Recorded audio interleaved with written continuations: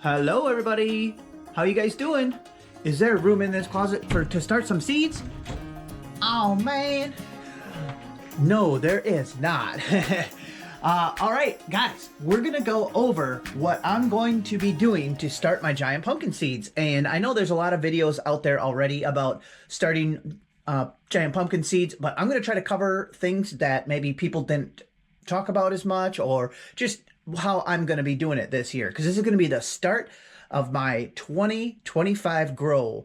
So the last couple years we've been going to the way off trying to win the prettiest pumpkin, and we have won the last 2 years in a row. So instead of just going for pretty, this year we're going to try to win the way off by growing the biggest one there. And as some of you guys probably know, to win a way off, you got to shoot for 2,000 pounds or more. So we got to try to grow a 2,000 pound pumpkin, and I'm going to document it all right here on this channel. So hit subscribe if you want. But we're going to go over seed starting. So I've been starting pumpkin seeds for 20 years, and I've done it a lot of different ways. So I'm going to show you my recommendations if you're new to it. I have 2 closets like this with these high intensity LEDs.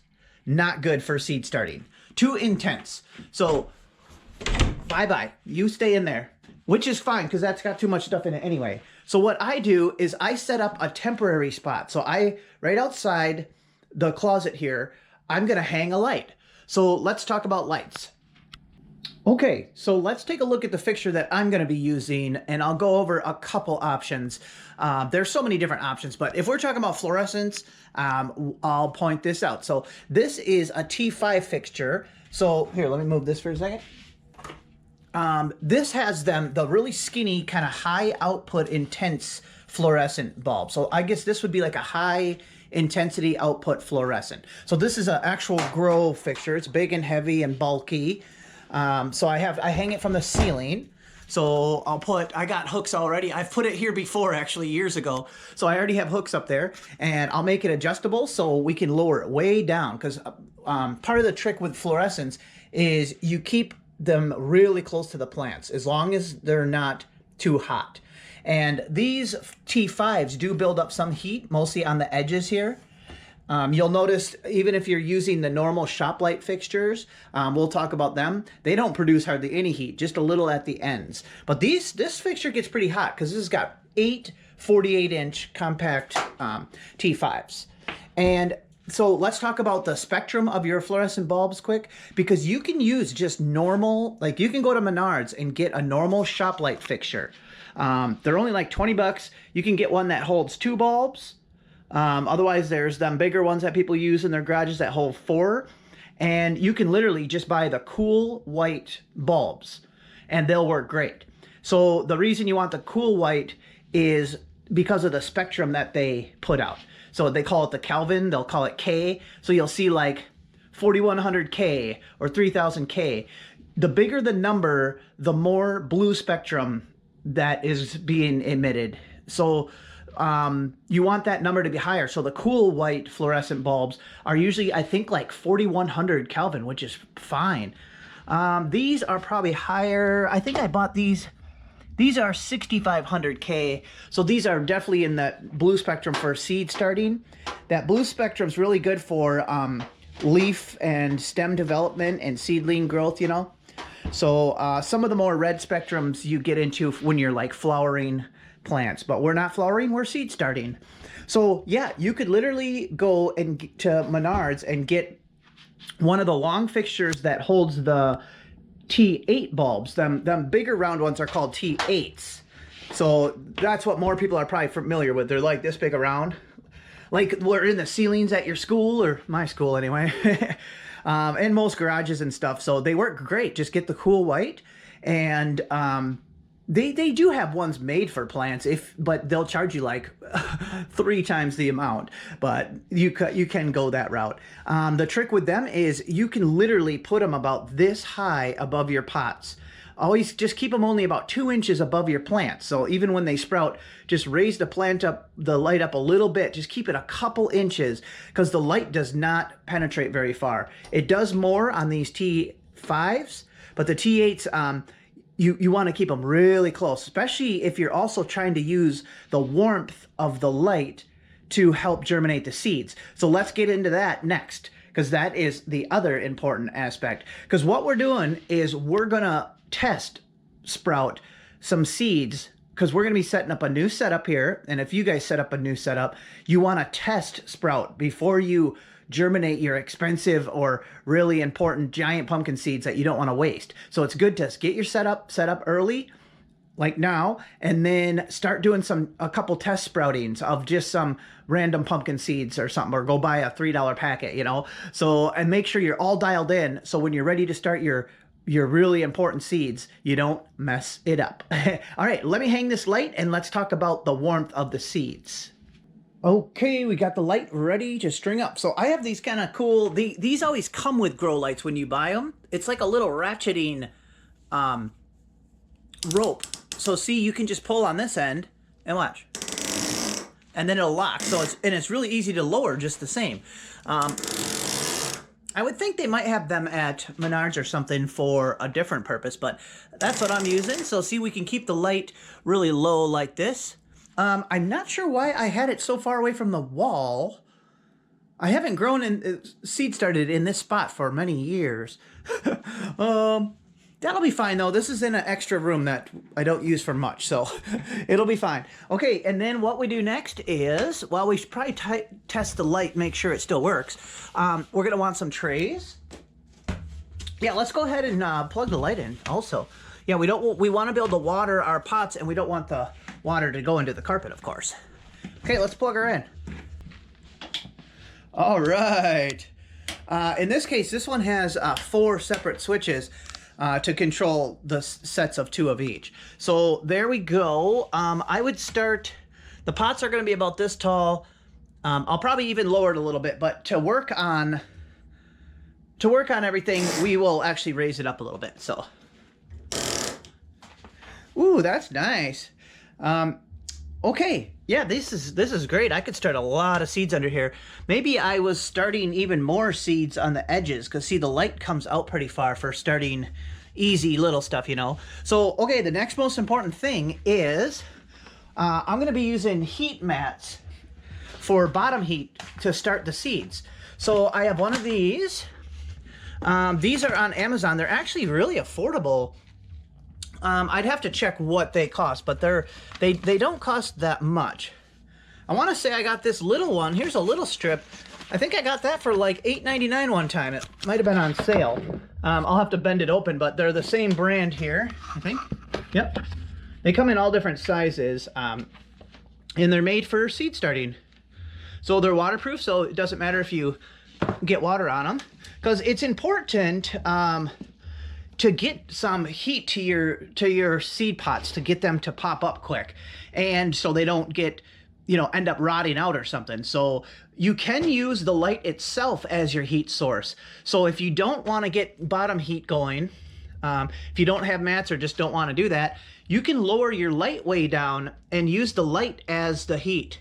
So see, I'm already feeling warmth under my hand here.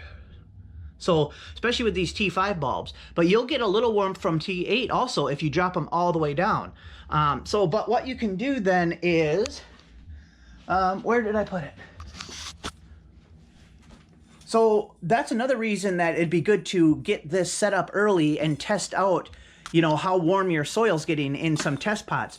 So you can even use, like, oops, probably broke it, meat thermometers like this to test your soil. This is a overly long one, but you get the idea. So you can test the temperature of your soil, like after you have it, you know, right under the light for a day, or, you know, a half a day or something, and make sure you're like 90 degrees or under, or 100 degrees or under.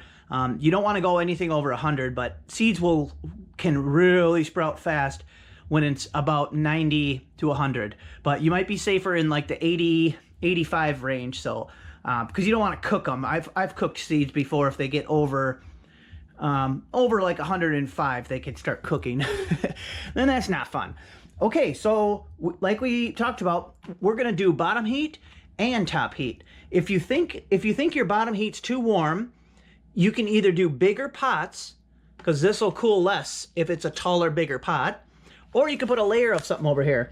These get pretty warm, so Sometimes I'll even put a layer of cloth or something over this and then the pot, but I think when we start our seeds, we're gonna use pretty big pots. But you know what? We're gonna test them with some smaller pots first. So we make sure we don't screw up the big ones or the nice ones, you know. So let's mix up some soil.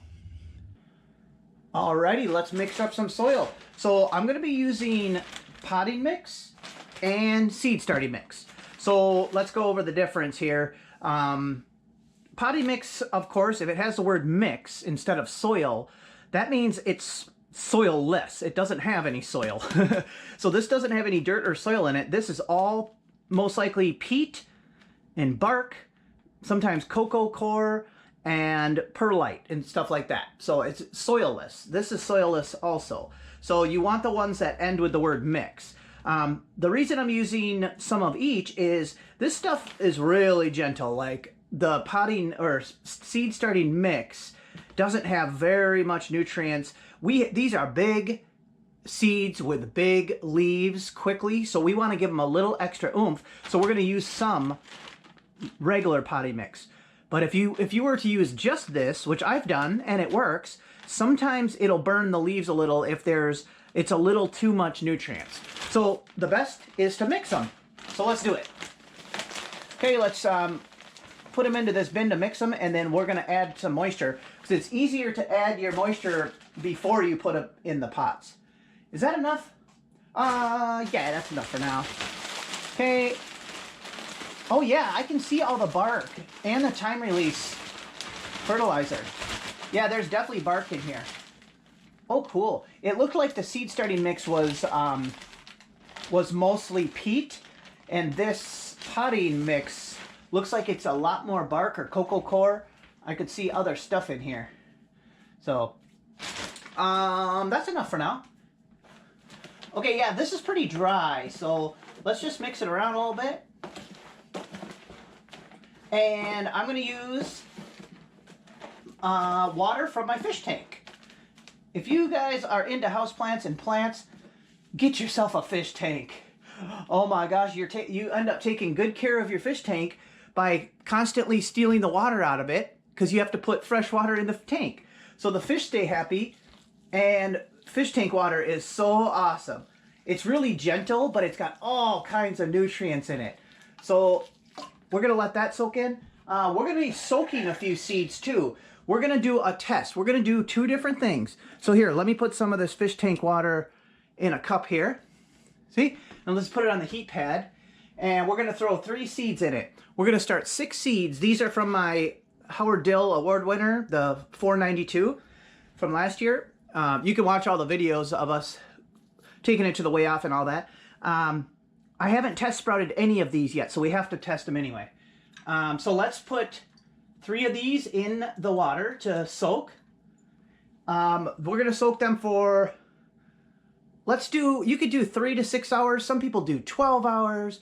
Some people do 24 hours. I would not do 24 hours.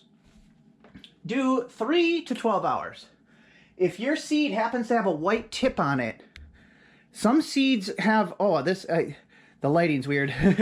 Some seeds have like a white tip on it, and that means it's got a thinner shell at the top. And in that case, you only want to soak it for 1 to 3 hours, because it's a lot thinner up there if it doesn't have this thick shell. So if yours got kind of a weird looking white tip on your seed, don't soak it very long, or you might rot it, ruin it. Okay, but we're going to be doing 3 using another method that I do. So we're going to directly put these in the pots, but get the pots really wet the first day, okay? And we'll see what way is better. I've never compared the 2 ways. So let's start filling some pots. For our test, where's my pots? Did you guys take my pots? Hello? Pots? Let me find my pots. Okay, I'm just going to use these 4-inchers for the seed, for the testing phase here. Let's see how we're doing for the soak-in. See, then you can really get your soil nice and, pretty wet actually, to start for the first day. Because you'll see, I don't cover my pots like most people do, but you can. But I like to just start with real wet soil to start with, and then I let it kind of dry out over the next, I mean slightly dry during the next few days. I'll show you. It's kind of simplifies everything. And then you don't build up too much heat if you have it completely covered with plastic. All right, let's fill up 6 of these and we can get them on the heat mat. Oh, here's another tip that we could do. If you leave it down lower like this, then once the seed comes up, if the seed stretches up a little bit, then you fill it in more. So let's do that. We'll start them in the lower like this, and then after the seed stretches up a little bit, we'll fill it all in. That works good. I've done that a lot.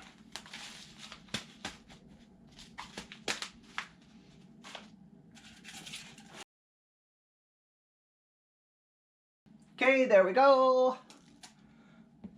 Let me rinse my hand off. Well, no, I don't need to rinse it off yet. Here, let's bring you guys closer.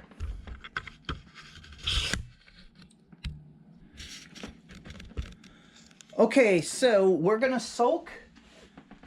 Yeah, we're gonna soak these seeds for, I'll do 6 hours, okay?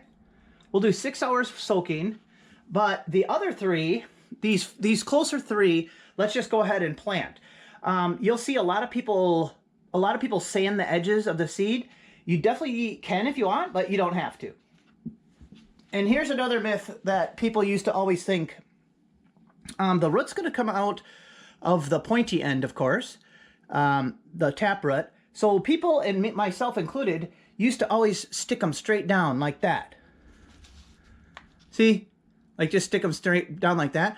But what that does is the seed will pop straight up and the leaves don't open.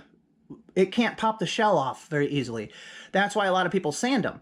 But you can just do it the natural way that seeds lay. Just set them on their side like this. And depending on how wet you keep the top of them, they only have to be down a ½ inch or inch. That's kind of up to you. So we're going to lay, should we do this one a little deeper? Yeah, I'm only doing about a ½ inch. So I'm going to keep the top, I'm not going to let the top dry out. Okay, let's do the third one. Just lay it on its side. And then see what's going to happen is the taproot will sprout and go down. And then it's going to peel itself out because it's going to lift up like this. You see the tops of them coming out. And it'll pull its own leaves out of the seed. So hopefully, right? We're going to test that out. So, so what we're going to do with these is we're going to water them. We're going to get them really wet because we're not soaking them. So we're basically going to soak them in the pots by keeping these really wet. So see, I'm going to put water right where it hits the seed, and I'm going to do this a couple times today. So see, that seed is completely covered with water at the moment. So in about 2 hours, I'm going to come back and deep water that again to get that seed wet. And then after that, I'm going to stop. So, and I'm not going to cover these with saran wrap or nothing because I just don't do that. You don't have to because I always have my big old mister right here for the grow closet. So I can come by and sometimes I'll just spray the tops to keep things from drying out too much. So there we go. I'm going to wait 6 hours and I'll plant these 3 and then we're going to skip ahead 4 days. Okay. You guys are lucky you don't have to wait. So let's skip 4 days in 3, 2, 1, go. There we go, guys. Check it out. It's been 4 days. Actually, it hasn't even been 4 days. It's the morning of day 4. So I guess in about, yeah, in like 4 or 5 hours, it'll be exactly 4 days. But I wanted to do this now for a specific reason. I'll explain that in a second. But you'll notice a difference here. We have 2 more pots over here. So these are, you can see we have sprouting happening in under 4 days. These are the ones we just directly potted. So I'm going to call it the wet pot technique. So these were the ones that we got really wet that first day. We kept them really soaked the first day. And all 3 are sprouting. So see, can you see them? Maybe I'll bring you guys down. Well, here, let me take you guys off here. There we go. There. Okay, now we can see. Yep, so all 3 of these sprouted. This was the wet pot technique. We just kept them really wet that first day and then let them start to dry out the second day, you know, so they weren't soaking wet the whole time. The ones that we pre-soaked for, I think we ended up doing like 5 hours or something. 2 of them sprouted and 1 did not. Let's check on it. So this is just not a good seed. So, or we could argue that it soaked up too much water and rotted. Let me open it up. Yeah, it might have. Yep, that's rotten in there. So, that's not a big enough test to know that that's what happened. But yeah, maybe that one soaked up too much water. So honestly, the wet pot technique actually did better than soaking the seed. I think it's safer. Because that seed could have very well soaked up too much water and it rotted when it got hot. So the reason I have 2 plants over here, and look at this one. The reason I have 2 over here is I still had 2 seeds sitting here after I shut the camera off because I grabbed too many, you know. So I just chucked 2 more into the wet pot technique. I just soaked them and I kept them over here. And these ones are a little farther along, and I have a theory as to why. Because these did start drying out kind of fast. So one of the days I sprayed the inside of this. Here, I'll show you. I'm spraying right toward the electrical outlet, but it's covered. So see, I was spraying the inside of this to get it nice and humid. I just did this for one day because I wasn't home and I didn't want them to dry out too much. So I did a cover like this. Which there's still airflow on the corners and stuff. So it's actually kind of nice. I liked it. But see, I was getting top heat and bottom heat. So I'm getting a pretty lot of heat from this light because it's got 8 bulbs, you know. It's kind of crazy. And we have the bottom heat of the pad. So I kind of felt this, and this got really warm in here. I checked the soil temperature, and it was like well over 100, probably 103. So honestly, I think that almost got so warm that it even slowed them down a tiny bit because these ones were never covered and never soaked, and they're a little farther ahead. And for less than 4 days, all the way above the ground like that is really nice. Okay, here's the other thing. Look what happened. The seed shell is still under the ground. So see, by planting the seed flat like that, the seedling wasn't able to lift this, you know, it wasn't able to lift the seed shell out. And that's what we want. So it's just pulling its leaves out of the shell. And that's exactly what we want. So you can always make sure you got a little extra weight there. See, like right here is where the seed shell is. So see, we could even put a little more soil and get it wet right there. Get a little more weight on there. You get what I mean? Because see, what we want is exactly what's happening. The seedling is pulling its first 2 leaves out of the shell, and the shell is staying under the ground. So that proves that the point down method is no good because like I said, that just lifts the seed right straight up. But yeah, this natural way of them curling up and out is definitely the way to go. So it's really awesome. So yeah, I would say keep the soil temp under 100, but close to 100, or you know, between 90 and 100. And these things just fly out of the ground. Actually, this one on day 2, I could see the soil bulging up on this one, and I was like, "What is that?" And I kind of scratched my finger in there. It looked like this on day 2. I was like, wow. So I don't know if that one's got a little extra vigor in it. I mean, if this was, you know, if these were my keeper seeds and, you know, this was April, this might be a keeper plant to grow. Maybe this thing's got a little extra vigor in it or something, but who knows? So the reason I did come on a little earlier than the exact 4 days is I thought I would set up and do a time lapse of these ones popping out because we can watch how they unfold their leaves, you know, pull them out of the seed shell and hopefully not lift the seed shell up. So see, I can see the seed shell right here. We could just make sure that this one's got some weight on it too. So see, I can even put a little extra soil right there and get it wet to make it heavier, and see that the plant's not going to be able to lift that blob of heavy soil there mix, and so it should just pull up and out just like this one's doing. So, all right, guys, let's do a quick time lapse of these guys.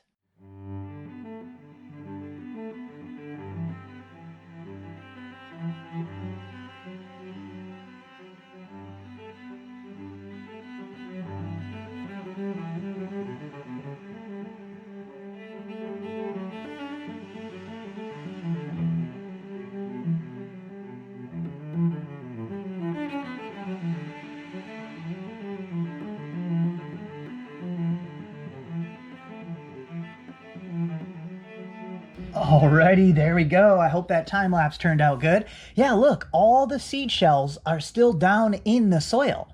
Every single one of them popped right out naturally like they're supposed to. So we definitely answered that question, if you should put them point down or sideways, flat. And clearly, you definitely want to put them flat and make sure there's enough heavy soil, a little bit of wet, heavy soil on the seed, and it won't be able to pop the seed up. So it just left the shell down in. And so these are exactly 5 days old. In a couple hours they'll be 5 days old. So really nice. Look at this one over here that is ahead of the rest. That one is pretty much 1 day ahead. I mean, it's still the same age, but that's that one that was off to the side, and it didn't get over 100 degrees while sprouting. So I think keep them under 100 degrees and you can get a plant like this already with a secondary leaf in 5 days, which is really cool. Alrighty, guys, that's enough yapping for 1 day. So follow along if you want, and we're gonna document all the different aspects of this year's grow. And instead of trying to go for that Howard Dill Award, the prettiest pumpkin, we're gonna try for the biggest pumpkin, or at least try to beat my personal best, which is only 973 pounds. But to be competitive at these weigh-offs, you really need to get upwards of 2,000 pounds plus. So that's what we're gonna be shooting for. We might end up with a pumpkin 20 feet around. So it could be exciting if we do it. It's gonna be great either way. So come along, guys. We'll see you on the next one. Bye-bye.